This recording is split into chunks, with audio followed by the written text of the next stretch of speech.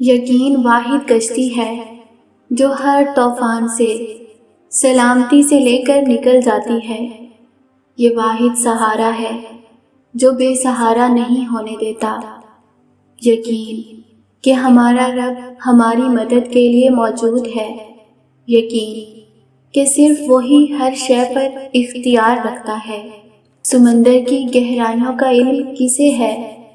کون ذرے ذرے سے واقف حال ہے؟ دل کے جس کی دھڑکن تو کسی مشینی آلے سے گنی جا سکتی ہے، لیکن اس کی تکلیف کی پیمائش کا آلہ کہیں موجود نہیں۔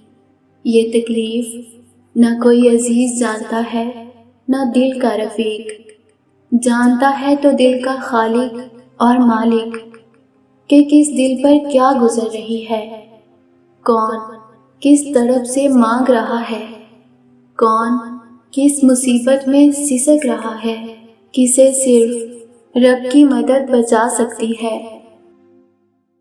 بہت اندھیرے میں سمندر کی تہہ میں ایسی مخلوق ہے جسے انسانی آنکھ نے نہیں دیکھا، اسے رب کی رحمت دیکھتی ہے، رزق دیتی ہے۔ دنیا کے میلے میں، رات کے اندھیرے میں غم سے تڑپتی ہوئی روحوں کو کون دیکھتا ہے؟